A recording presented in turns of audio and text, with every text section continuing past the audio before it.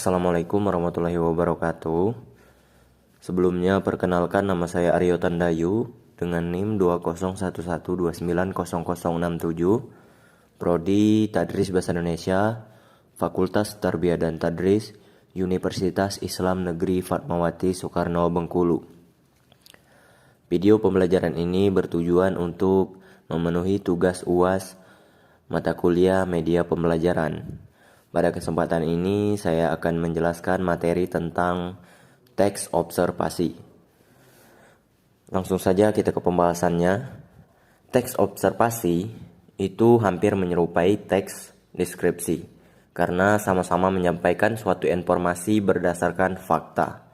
Tetapi terdapat perbedaan pada sifatnya, di mana teks laporan observasi ini bersifat universal atau umum, sedangkan teks deskripsi itu bersifat unik dan individual.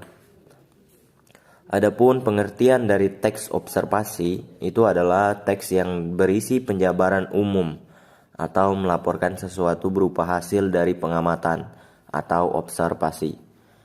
Teks observasi juga disebut teks klasifikasi karena memuat klasifikasi mengenai jenis-jenis suatu berdasarkan kriteria tertentu, menggambarkan ciri, bentuk, atau sifat umum seperti benda, hewan, manusia, tumbuh-tumbuhan, atau peristiwa yang terjadi di alam semesta. Teks observasi itu bersifat faktual atau berdasarkan fakta yang ada. Setelah kita tadi mengetahui pengertian dari teks observasi, maka kita masuk ke pembahasan selanjutnya, yaitu mengenai tujuan dari teks observasi. Tujuan dari teks observasi ini, yang pertama itu mengatasi suatu persoalan. Yang kedua, menemukan teknik atau cara terbaru. Yang ketiga, mengambil keputusan yang lebih efektif. Yang keempat, melakukan pengawasan atau perbaikan. Yang kelima, mengetahui perkembangan suatu permasalahan. Adapun untuk fungsi dari teks observasi, yaitu yang pertama, melaporkan tanggung jawab sebuah tugas dan kegiatan pengamatan. Yang kedua, menjelaskan dasar penyusunan kebijaksanaan, keputusan atau pemecahan masalah dalam pengamatan. Yang ketiga, sarana untuk pendokumentasian. Dan yang terakhir itu sebagai sumber informasi terpercaya. Setelah fungsi dari teks observasi telah kita ketahui, kita juga perlu mengetahui yang namanya ciri-ciri dari teks observasi. Ciri-ciri dari teks observasi yang pertama itu ada bersifat objektif, global, dan universal. Yang kedua, objek yang akan dibicarakan atau dibahas adalah objek tunggal. Yang ketiga, ditulis secara lengkap dan sempurna. Yang keempat, ditulis berdasarkan fakta sesuai dengan pengamatan yang telah dilakukan.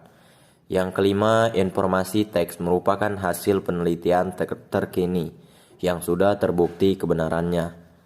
Yang keenam, tidak mengandung prasangka atau dugaan atau pemihakan yang menyimpang atau tidak tepat.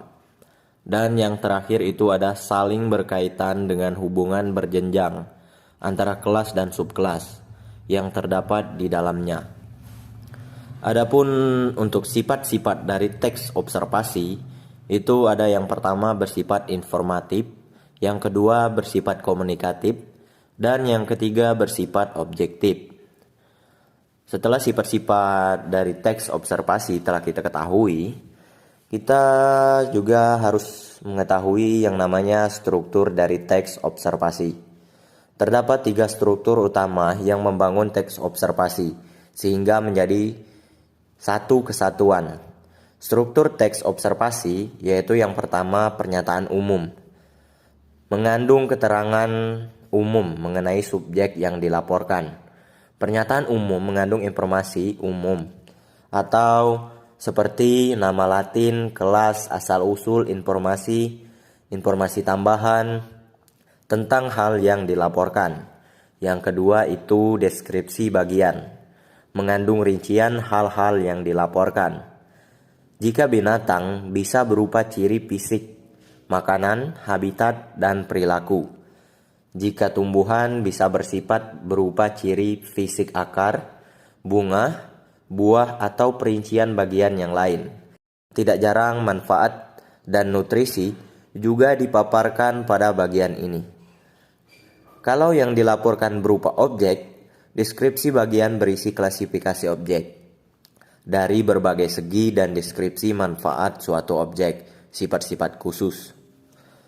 Yang ketiga itu ada simpulan, mengandung ringkasan umum hal yang dilaporkan.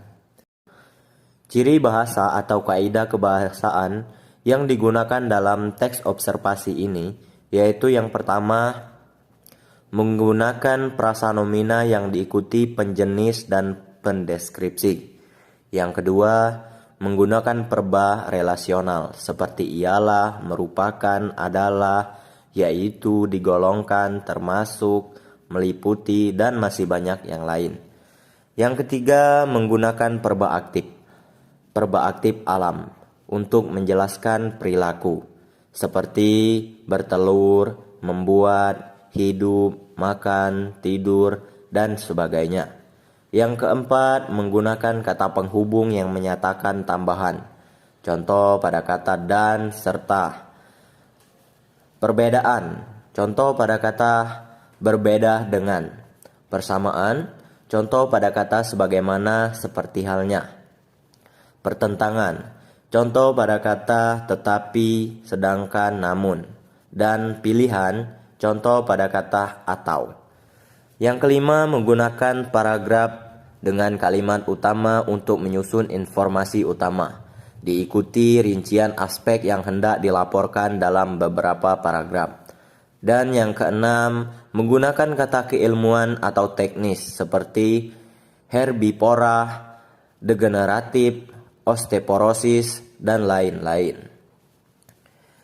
Setelah kaidah kebahasaan dalam teks observasi telah kita ketahui, selanjutnya kita masuk ke jenis dari teks observasi. Teks observasi mempunyai berbagai macam tergantung pada objek yang diamati, tujuan pembuatan, dan lain-lain. Misalkan objek yang diamati adalah yang pertama, observasi mengenai kondisi sosial ekonomi politik.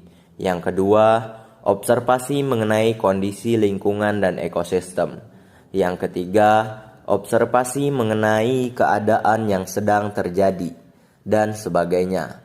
Misal juga tujuan pembuatannya yang pertama, teks observasi eksposisi. Yang kedua, teks observasi identifikasi. Yang ketiga, teks observasi klasifikasi. Dan lain sebagainya. Adapun untuk jenis-jenis dari teks observasi itu dibagi menjadi dua, yaitu yang pertama, laporan observasi formal, yaitu observasi mengenai objek yang diamati dengan memakai kaidah format dalam menyusun laporan, seperti struktur lebih rinci, ragam bahasa baku, terdapat header, umumnya diajukan untuk acara resmi seperti kepentingan politik, laporan berita, dan lain sebagainya. Jenis yang kedua itu laporan observasi non-formal, yaitu hasil observasi yang mempunyai struktur lebih sederhana dan umumnya ditulis secara populer. Bagaimana langkah menyusun teks observasi? Baik, langkah-langkah dalam menyusun teks observasi itu setidaknya ada 4 langkah. Yang pertama, membuat judul laporan sesuai dengan pengamatan yang telah dilakukan.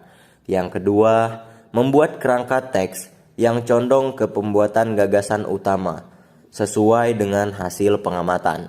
Yang ketiga, menyusun teks berdasarkan gagasan utama yang telah dibuat, diawali dengan paragraf pernyataan umum, lalu ke bagian isi. Setelah membuat klasifikasi secara umum, langkah berikutnya yaitu menjabarkan klasifikasi tersebut berdasarkan hasil pengamatan. Yang keempat, meneliti kembali hasil penulisan teks. Jika ada kalimat janggal atau salah dalam penulisan, segera perbaiki kembali. Nah, kamu juga harus memenuhi syarat atau kriteria teks laporan hasil observasi agar dianggap baik dan benar, serta ideal. Berikut ini syarat-syaratnya. Yang pertama itu mempunyai susunan struktur teks yang urut dan lengkap. Yang kedua, dalam struktur teks tidak mempunyai kesimpulan atau penutup. Yang ketiga, di dalam teks tidak ada opini dari penulis. Yang terakhir yaitu teks menjelaskan sebuah informasi berdasarkan fakta. Baiklah, mungkin hanya itu materi yang dapat saya sampaikan. Semoga bermanfaat bagi kita semua. Lebih dan kurang saya mohon maaf. Saya akhiri. Wassalamualaikum warahmatullahi wabarakatuh.